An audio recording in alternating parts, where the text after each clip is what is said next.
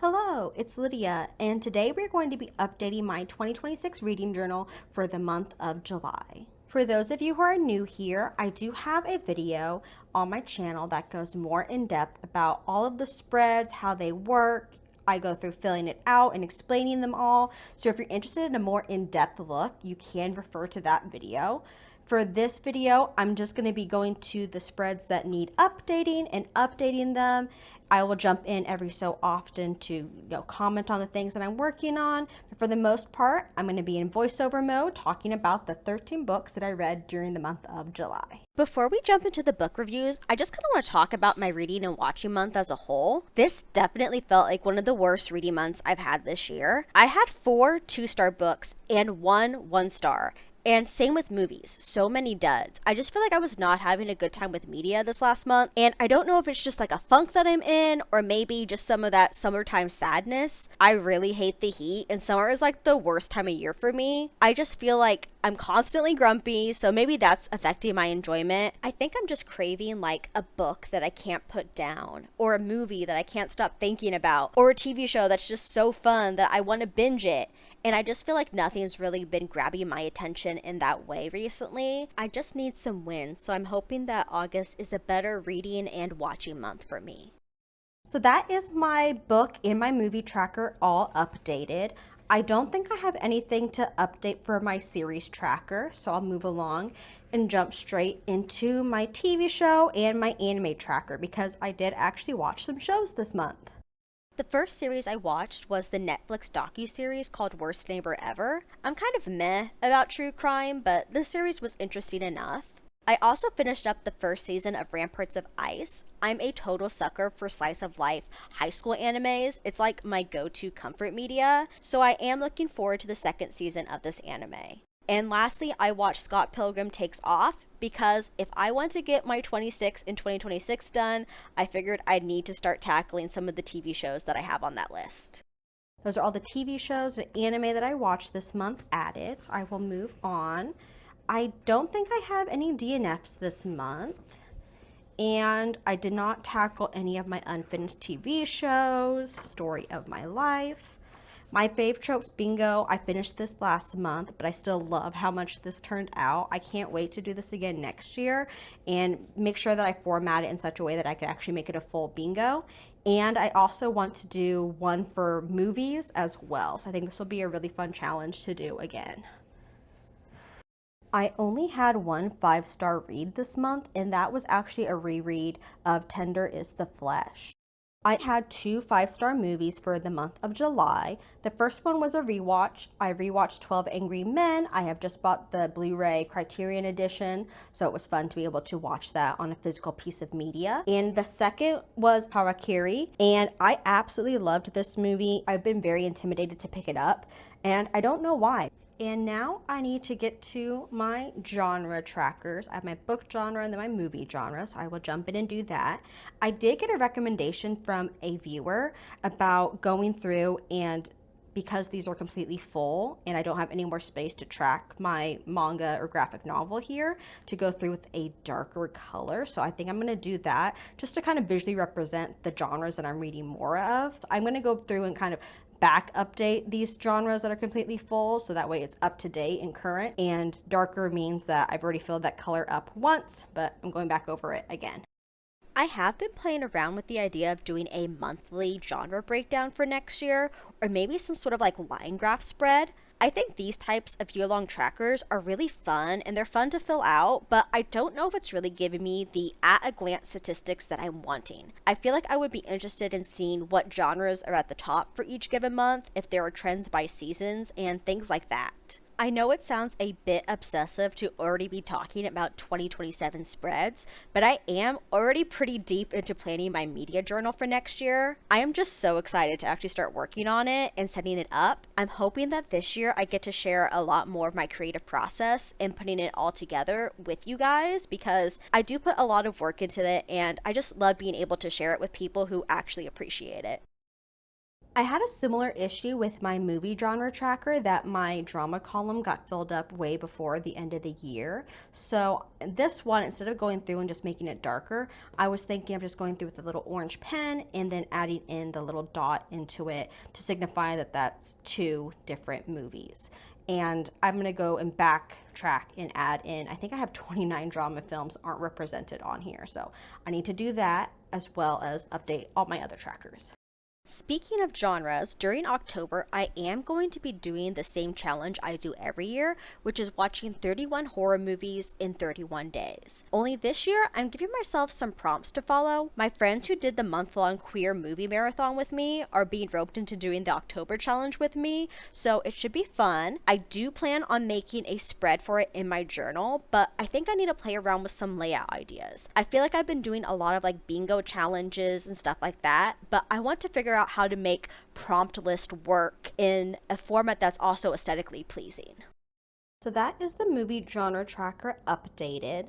I do think it looks a little bit funny, but I think I just need to get used to it because I do like how this is visually representing that drama is my most watched category. So I think that that is nice to have visually represented in some way rather than just filling it up and then calling it done. So now for my 26 in 2026, I do have, I think, one update to make because I watched Scott Pilgrim Takes Off. So I can go ahead and fill this one out. I have decided that next year I will not be doing a year-long TBR or a 27 and 2027 type of spread. I found this to just be the least successful challenge I attempted this year, and at this point, it just feels more like a chore and not really fun.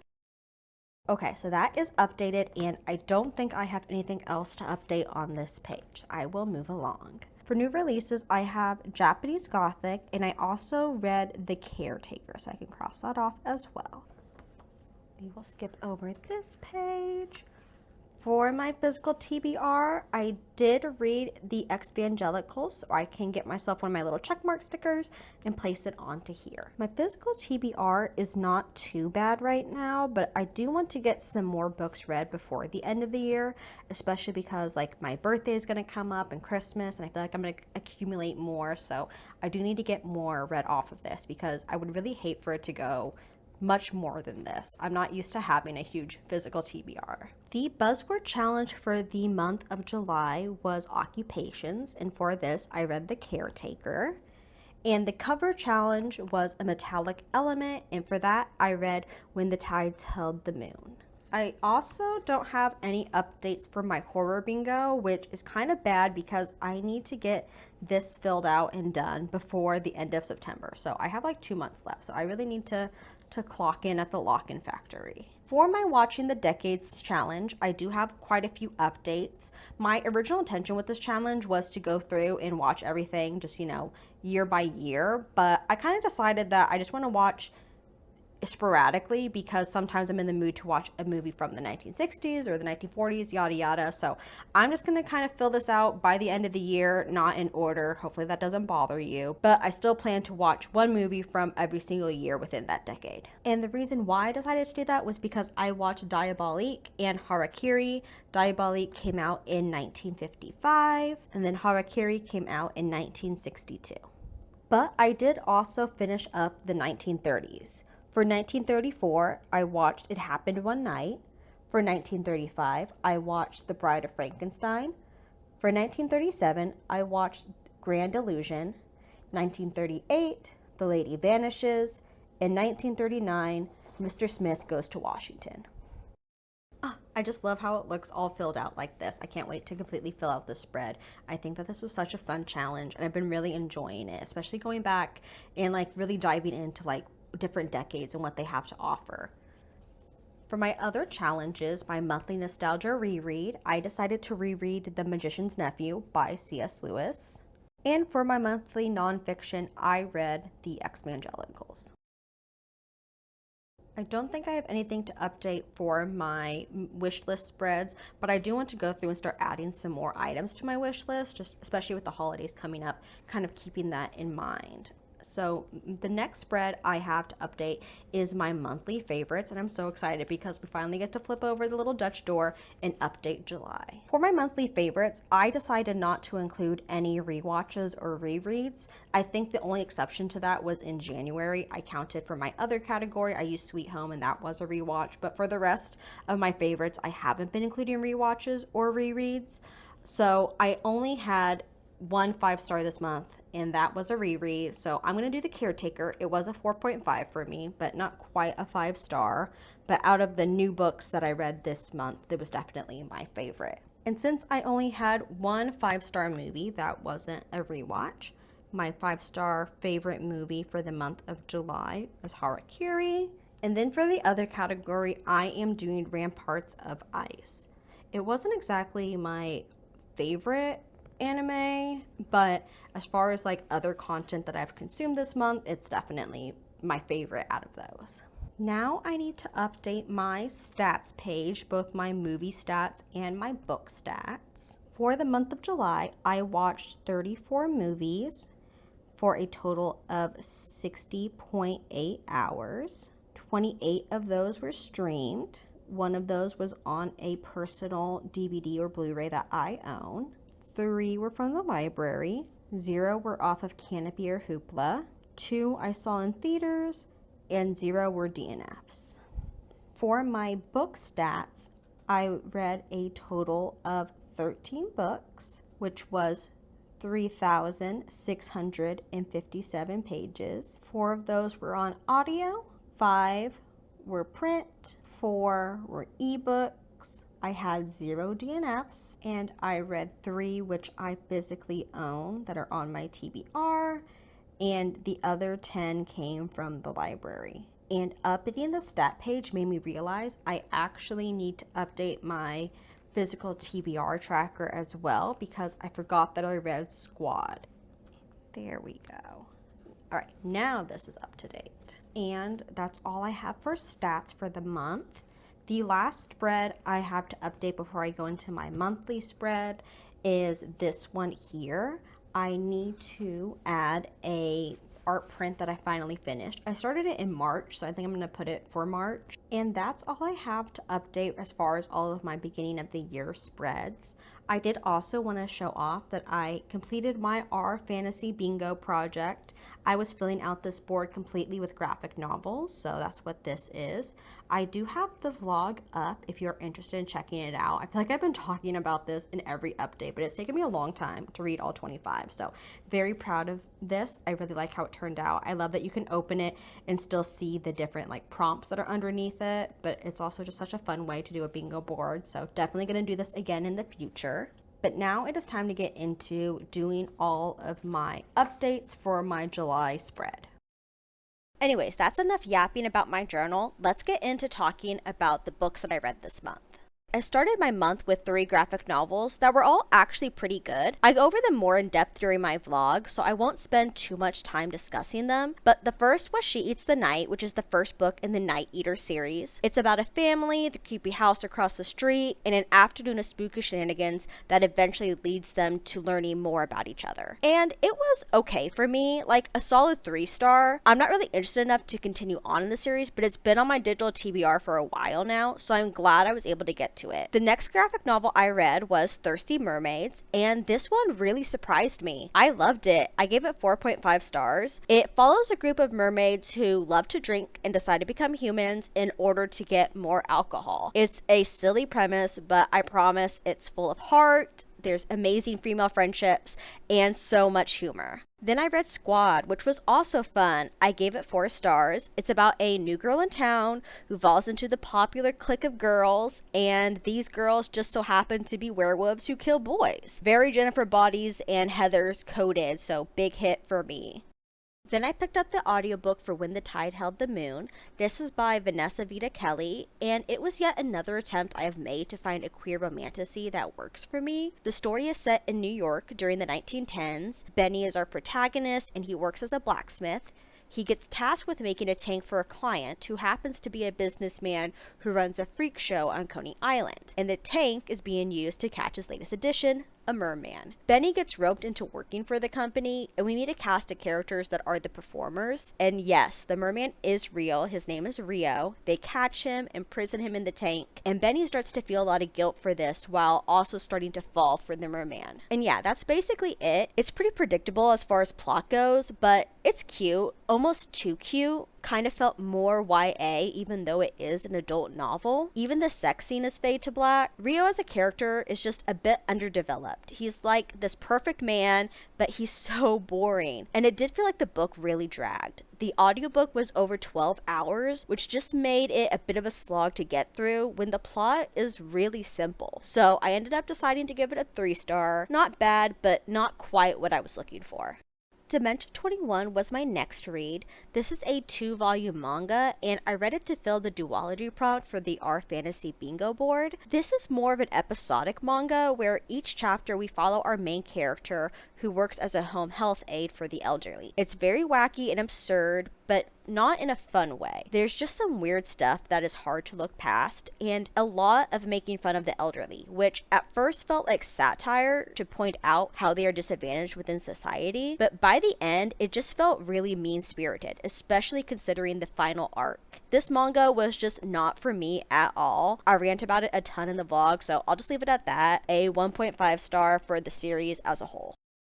Another graphic novel I picked up for the same vlog was Loving Ohio. This story is about a small town that is slowly being taken over by a cult. There's people going missing, mysterious fires, and a teenage friend group wrapped up in all of it. On paper, it sounds like a book made for me. I love a creepy cult. I love a Midwest Gothic setting. And the art in this book is actually really good. But the writing was pretty bad, and the plot was just all over the place, so I couldn't give it more than a 2-star. Just super disappointing. The nonfiction I read this month was Evangelicals by Sarah McCammon. This book has been on my radar for a bit. Religious fundamentalism is one of those niche topics I'm always going to be interested in reading about. And this is a memoir, so I went into it expecting a personal story.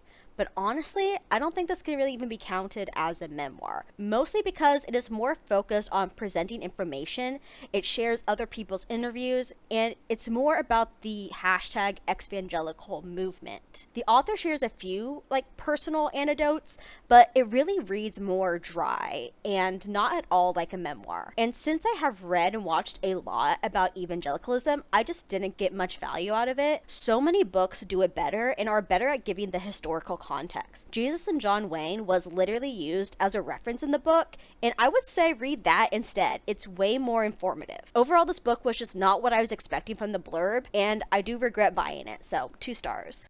After that, I picked up the last graphic novel I needed to read, which was Hideout. I'll keep this quick because this is a short manga. Hideout is about a husband who decides to kill his wife, but they end up getting trapped together in a cave. And then it just gets gross. Basically, The Shining meets Texas Chainsaw Massacre. And yeah, I ate this up 4 stars. I love a nice short horror story that's about exploring the human psyche.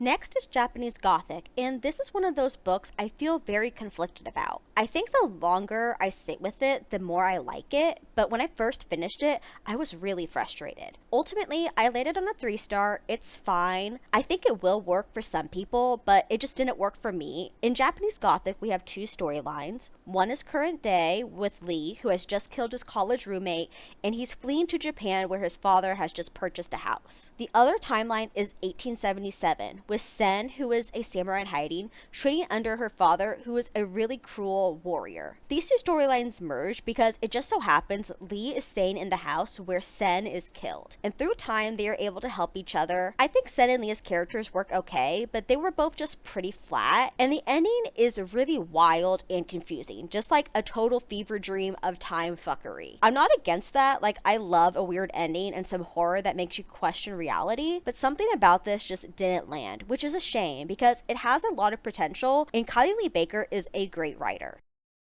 Then I decided to reread Tender is the Flesh. This might be one of my all-time favorite books, and I have been itching to revisit it. For this read, I read it physically while also listening to the audiobook, mostly because I wanted to make my spouse listen with me, and it was a great time. This is such a thought-provoking book, and being able to discuss it together was really nice. For those unfamiliar, Tender is the Flesh is a dystopian novel about a world where animals are no longer safe to eat for meat, so instead the world has turned to cannibalism. It is a very gross read and super unsettling. A lot of people classify this as extreme horror. And maybe it is weird to say I love a book this messed up, but I do. I feel like recently a lot of people have gotten tired of the cannibalism trope, but I personally think the real issue is that cannibalism is not executed well, and it's often done really haphazardly. I love cannibalism media when it's used with intention and actually provides some sort of commentary. And Tender is the Flesh's commentary on the consumption of living beings for food and the cruelty of the meat industry just really speaks to me personally. So my goal for August is to use this sticker sheet. I also swatched some washi tapes and some tombos that I think would kind of match it. So we'll see if I can make this work. I don't know if I'm going to use all 3 of these washi tapes. I feel like it might get a little bit muddy, so we'll see. I'm going to play around with the layout and get this kind of set up and ready to go for August. Up next is one of my most anticipated releases of 2026, which was The Caretaker by Marcus Cleaver. Can you tell that I started working on my Reading 2026 horror releases vlog at the end of July? Anyway, I loved We Used to Live Here, so I was definitely intrigued by this book. And yeah, I ended up liking this one too. Not quite a 5-star, but a 4.5. In the story, we follow Macy, who takes a job where she is basically house sitting, but the dead owner has all these tasks or rights that she has to follow. There's weird strangers, there's rabbits getting into the house, and there's even lights flickering on and off. I know, terrifying. But yeah, if you want my more in-depth thoughts, subscribe because that vlog is going to be up next week. But I did end up really liking this one. And the last book I read during July was The Magician's Nephew. I read this for my Nostalgia Reread Challenge. The Chronicles of Narnia was like the fantasy series that got me into reading when I was little. And also there's going to be a movie adaptation of this book coming out next year, directed by Greta Gerwig, which I am very intrigued by. So revisiting this story, I was hoping to, feel that magic I felt when I was a kid. But unfortunately, no, this is just too simplistic for me now. Getting old sucks. And those are the 13 books I read this month. Super graphic novel heavy, so I'm sorry about that. But thanks for listening to me yap. I have been loving making these monthly recap and journal videos. It's just such a nice way to slow down and reflect. So let's cut back to past Lydia and finish this August dashboard setup. And that is the setup for August. I love the sticker sheet with all the chickens from Stardew Valley. It is so cute. So I'm super excited for this. I ended up using all 3 washi tapes. We'll see if I end up regretting that and trying to switch things around. These are really thick stickers, so I think I'd be able to unstick them and restick them without any issues. But yeah, that is August set up. I need to add in my TBR. But looking back, this is the July spread. I wasn't quite sure about it at first, but I do really like it. I feel like it's really fun and funky and definitely using colors that I don't normally use, which I really enjoy the challenge of that. Thank you so much for joining me as I update my July reading journal. I really appreciate you watching, and let me know what your favorite read for the month of July was or your least favorite read. I'd love to hear both, and I would love to hear if you guys are already looking ahead to your 2027 journals, because I know that I am. It's so exciting.